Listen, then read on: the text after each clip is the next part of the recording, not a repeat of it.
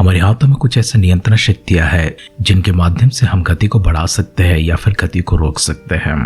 वेग से चलती हुई हमारी जिंदगी में कुछ ऐसी अड़चनें आ जाती हैं जो केवल हमारी जिंदगी को रोकने के लिए आते हैं, और इनमें से अधिकांश हमारी गलतियों के कारण से आते हैं और कुछ हमारी जिंदगी में लापरवाही के कारण से आते हैं या फिर किसी और की गलती के परिणाम के स्वरूप में हमारे जीवन में आते हैं। गति को बढ़ाना या फिर गति को रोकना हमारे हाथों में है। हमारी गति को रोकने की कोशिश करते हुए, ऐसे अड़चनों को पार करते हुए हमारे वेग को बढ़ाने के लिए कुछ ऐसे उपाय हैं, कुछ ऐसे माध्यम हैं जिनके बारे में हम कई दिनों से सीखते आ रहे हैं।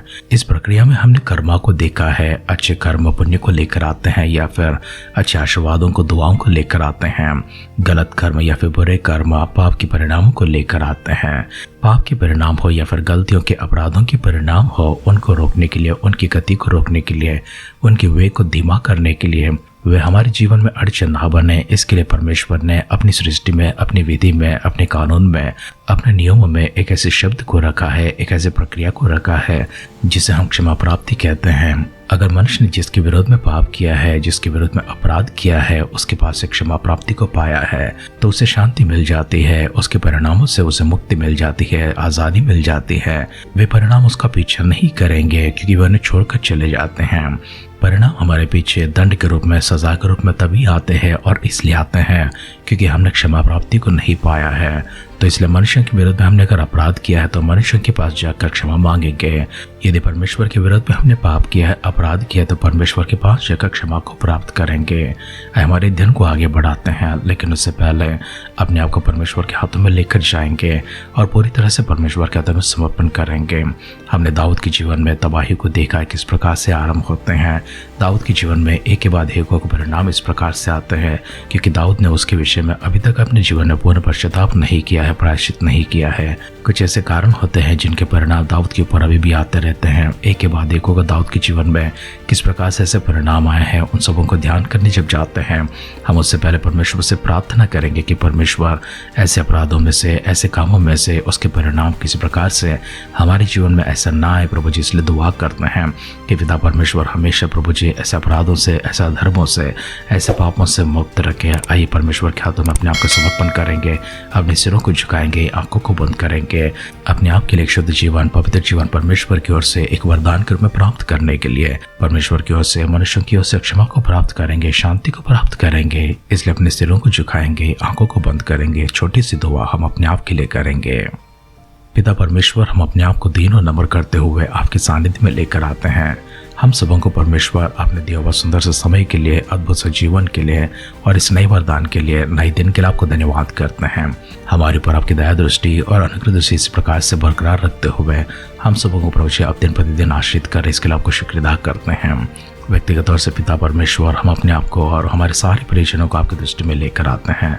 आपकी कृपालु हाथ, आपकी दयालु हाथ प्रभु जी सभी के ऊपर रखने के लिए दुआ करते हैं। हमारे परिजनों में से यदि कोई कमजोर है, बीमार है, लाचार स्थिति में है, पिता परमेश्वर उनकी छुटकारा के लिए, उनकी चंगाई के लिए प्रार्थना करते हैं। सहायता बरिहा प्रभु उनके ऊपर रखने के लिए प्रार्थना करते हैं। उनको छुटकारा प्रदान करते हो प्रभु जी, शारीरिक रूप से, मानसिक रूप से, आर्थिक रूप से, आध्यात्मिक रूप से और प्रभु जी हर प्रकार की विपत्तियों से, समस्याओं से छुड़ाते हुए अपनी स्वतंत्रता उन्हें प्रदान करने के लिए, अपनी बरकत प्रभु उनके ऊपर ढेलने के लिए प्रार्थना करते हैं। पिता हमारी प्रार्थनाओं को अपने सुनकर हमें उतरने के लिए आपको धन्यवाद करते हैं। आपके वचनों के माध्यम से आप हमसे बातें करने जा रहे हैं प्रभु जी, स्वर्ग के आशीर्वाद हम पर ढेलने जा रहे हैं, इसके लिए आपको शुक्र अदा करते हैं। हम भी अपने आप को आपकी दृष्टि में लेकर आते हैं, हमारे मनों को सिद्ध करते हैं। आप हमसे बातें कीजिए, सारी महिमा, गौरव, आदर, सम्मान आप प्राप्त कीजिए। प्रार्थनाओं को सुनकर परमेश्वर अपने दिए उत्तरों के लिए धन्यवाद करते हुए हमारे उद्धारकर्ता, हमारे प्रभु यीशु मसीह के नाम से इस प्रार्थना को मांगते हैं। सुन और कबूल कर पिता। आमेन, आमेन, आमेन। आध्यात्मिक जीवन की दैनिक खुराक सुन रहे हमारे सारे प्रिय श्रोताओं को, परमेश्वर के प्रिय भक्त गणों को प्रभु यीशु मसीह के नाम में प्यार भरा जय मसीह की सुप्रभातम और शुभोदय कहते हुए हम सबका मनपसंद ध्यान केंद्र आध्यात्मिक जीवन की दैनिक खुराक में और इस नए दिन में आप सबका स्वागत करते हैं। हमारे अध्ययन शमूएल के दूसरे ग्रंथ में चल रही हैं, जहाँ पर हमने कल के अध्ययन में 13 अध्याय का पहला वचन से लेकर 20वां वचन तक ध्यान किया है। आइए आज हमारे ध्यान को वहां से आगे बढ़ाते हैं। शमूएल का दूसरा ग्रंथ 13 अध्याय का 21वां वचन से लेकर हमारे इस पठन को आगे जारी रखेंगे। तब ये सब बातें दाऊद राजा के कान में पड़ी, तब वह बहुत झुंझला उठा और अबशालोम ने अम्नोन से भला बुरा कुछ ना कहा, क्योंकि अम्नोन ने उसकी बहन तामार को भ्रष्ट किया था इस कारण अबशलोम उससे घृणा रखता था। 2 वर्ष के बाद अबशलोम ने इब्राहिम के निकट के बालहासोर में अपनी भेड़ों का ऊन कतरवाया और अबशलोम ने सब राजकुमारों को न्योता दिया। वह राजा के पास जाकर कहने लगा, विनती यह है कि तेरे दास की भेड़ों का ऊन कतरा जाता है, इसलिए राजा अपने कर्मचारियों समेत अपने दास के संग चले। राजा ने अबशलोम से कहा, हे मेरे बेटे, ऐसा नहीं, हम सब ना चलेंगे, ऐसा ना हो कि तुझे अधिक कष्ट हो। तब अबशलोम ने उससे विनती करके दबाया, परंतु उसने जाने से इनकार किया। तभी उसे आशीर्वाद दिया। तब अबशलोम ने कहा, यदि तू नहीं तो मेरे भाई अम्नोन को मेरे संग जाने दे। राजा ने उससे पूछा, वो तेरे संग क्यों चले? परंतु अबशलोम ने उसे ऐसा दबाया कि उसने अम्नोन और सब राजकुमारों को उसके साथ जाने दिया। और अबशलोम ने अपने सेवकों को आज्ञा दी कि सावधान रहो, और जब अम्नोन दाखमधु पीकर नशे में आ जाए और मैं तुमसे कहूँ अम्नोन को मार डालना, कि इस आज्ञा को देने वाला मैं नहीं हूँ, यह बांधकर पुरुषार्थ करना। तो अबशलोम के सेवकों ने अम्नोन के साथ अबशलोम की आज्ञा के अनुसार किया। तब सब राजकुमार उठ खड़े हुए और अपने अपने खच्चर पर चढ़कर भाग गए। वे मार्ग ही में थे कि दाऊद को ये समाचार मिला कि अबशलोम ने सब राजकुमारों को मार डाला और उनमें से एक भी नहीं बचा। तब दाऊद ने उठकर अपने वस्त्र फाड़े और भूमि पर गिर पड़ा, और उसके सब कर्मचारी वस्त्र फाड़े हुए उसके पास खड़े रहे। तब दाऊद के भाई शिमा के पुत्र योनादाब ने कहा, मेरा प्रभु यह ना समझे कि सब जवान अर्थात राजकुमार मार डाले गए हैं, केवल अम्नोन मारा गया है, क्योंकि जिस दिन उसने अबशलोम की बहन तामार को भ्रष्ट किया, उसी दिन से अबशलोम की आज्ञा से ऐसे ही बाटनी थी। इसलिए अब मेरा प्रभु राजा अपने मन में यह समझकर कि सब राजकुमार मर गए उदास ना हो, क्योंकि केवल अम्नोन ही मर गया है। इतने में अबशलोम भाग गया, और जो जवान पहरा देता था उसने आंखें उठाकर देखा कि पीछे की ओर से पहाड़ की मार्ग से बहुत लोग चले आ रहे हैं। तब योनादाब ने राजा से कहा, देख, राजकुमार तो आ गए हैं, जैसे तेरे दास ने कहा वैसा ही हुआ। वह कह ही चुका था कि राजकुमार पहुंच गए और चिल्ला चिल्ला कर रोने लगे, और राजा भी अपने सब कर्मचारियों समेत बिलक बिलक कर रोने लगा। अबशलोम तो भागकर गशूर के राजा अमीहूद के पुत्र तल्मै के पास गया, और दाऊद अपने पुत्र के लिए दिन दिन विलाप करता रहा।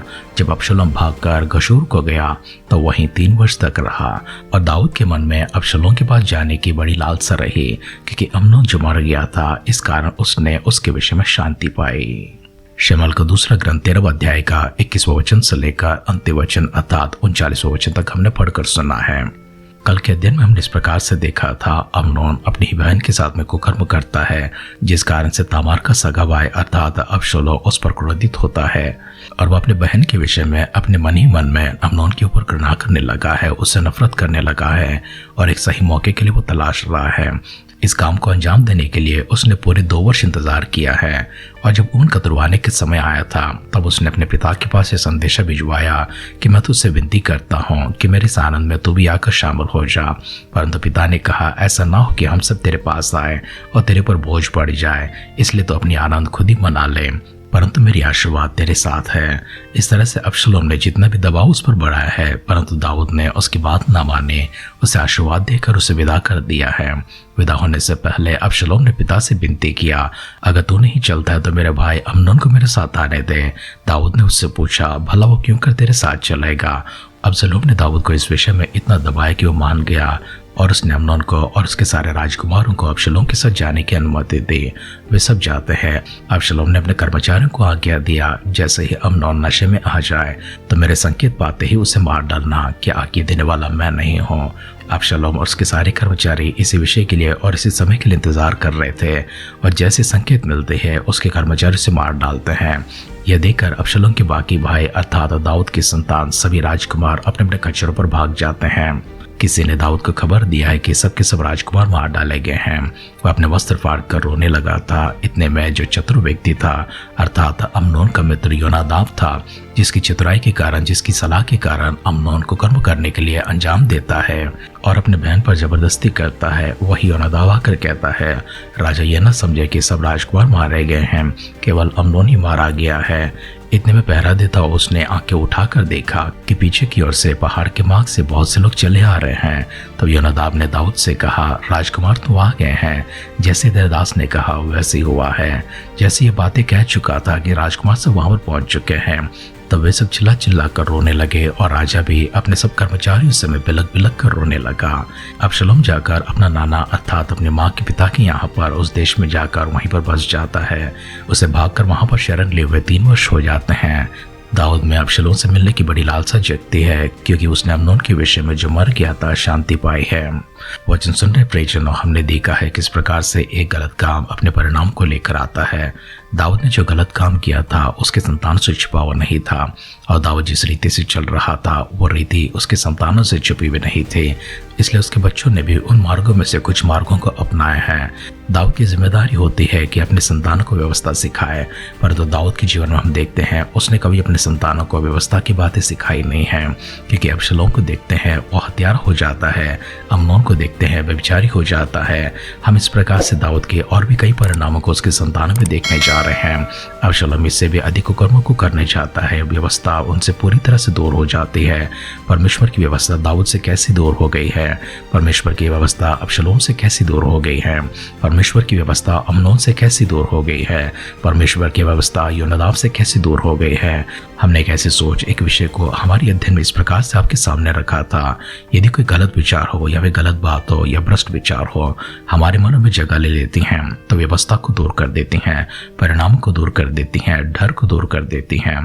कल जो होने वाला है उसके बारे में चिंता ना करते हुए आज की जो सुख पाना है, आज की जो लालसा को पूरी करनी है, उसके लिए मनुष्य अपनी सारी नीतियों को दूर कर देता है, व्यवस्था को दूर कर देता है, नियमों को दूर कर देता है, हर प्रकार के डर को भी दूर कर देता है। यही कारण है कि इतने सारे कुकर्म होते हैं, अत्याचार होते हैं, बलात्कार होते हैं, हत्याएं होते हैं, अपराध होते हैं, अन्याय होते हैं, धोखे होते हैं।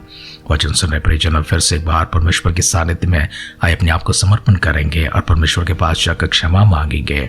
परमेश्वर की विधियों को जो हमने सुना है, वचनों को जो हमने सुना है, इन वचनों के आधार पर जिस प्रकार से परिणाम के बारे में हमने सुना है वैसे परिणाम हमारे जीवन में अगर किसी गलत कामों के कारण आते हैं तो परमेश्वर के पास जाकर उन्हें रोकने के लिए प्रार्थना करेंगे। न केवल हमारे ऊपर परंतु हमारे संतानों के ऊपर इसकी कभी कोई असर ना पड़े, हमारी आने वाली पीढ़ियों के ऊपर भी इस अपराध को कोई असर ना पड़े। इसके लिए आज ही जाकर इसे खत्म करेंगे, इसे समाप्त कर देंगे, इसे पूरी तरह से अंजाम दे देंगे। परमेश्वर से जाकर प्रार्थना करेंगे, प्रभु मेरे सारे अपराध प्रभु जी जो मैंने भूतकाल में किए हैं उन सबों को क्षमा कर दीजिए। आज के वर्तमान के समय में भी प्रभु कोई ऐसा अपराध, कोई ऐसा पाप मैं ना करो, इसके लिए प्रभु जी अपनी सहायता भरे हाथ मुझ पर रखिए। इस तरह अपने आप को परमेश्वर के हाथों में समर्पण करेंगे, आंखों को बंद करेंगे, सिरों को झुकाकर फिर से एक बार छोटी सी दुआ करेंगे। स्वर्गीय पिता परमेश्वर, इन शब्दों के लिए एक और बार आपका धन्यवाद करते हैं। न केवल शब्द परंतु परमेश्वर अपनी आत्मा का अभिषेक भी हमारे पर उंडे लिए, आत्मा की भरपूरी में हमें चलाते रहिए। आप निरंतर हमारे साथ रहिए प्रभु, ताकि हम कोई अपराध ना करें। यदि प्रभु जब अभी तक हमने इस प्रकार से कोई अपराध की है उसके परिणामों को परमेश्वर हमने अभी तक अंजाम नहीं दिया है, आज आपसे क्षमा मांगते हैं। और जिनके विरुद्ध में हमने पाप किया है उनके पास भी जाकर क्षमा मांगने के लिए प्रभु एक निश्चय को करते हैं, निर्णय करते हैं। पिता परमेश्वर हमारे अपराधों को क्षमा कर दीजिए, सारे परिणाम प्रभु जी हमसे दूर रखिए, हर प्रकार की दंड को हमसे दूर रख दीजिए।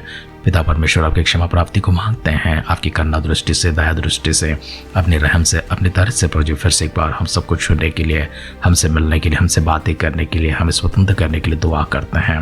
विश्वास करते पिता परमेश्वर आपने हमारी सारी प्रार्थनाओं को सुना है और इसका उत्तर भी दिया है। प्रभु यीशु मसीह के बादलों के आगमन को विलंब होती है, कल सुबह फिर से एक बार हम सब मिलकर आपकी आराधना करने के लिए, आपकी स्तुति प्रशंसा करने के लिए, अपने आप के जीवितों की संख्या में और सबसे बढ़कर पिता परमेश्वर आपकी क्षमा को प्राप्त करता हुआ, आपकी शांति को प्राप्त करता हुआ, भाग्यवान की गिनती में, आशीषमानों की गिनती में हम सबको संभाले रखने के लिए दुआ करते हैं। यदि हमारे मिलने से पहले प्रभु यीशु मसीह के बादलों की आगमन संभव होती है तो प्रभु स्वर्गलोक में हम सबको शामिल करने के लिए दुआ करते हैं। पिता आपने हमारी सारी प्रार्थनाओं को सुनकर देवताओं के लिए धन्यवाद करते हुए हमारे उद्धारकर्ता हमारे प्रभु यीशु मसीह के नाम से इस प्रार्थना को मांगते हैं, सुन और कबूल कर पिता। आमेन, आमेन, आमेन।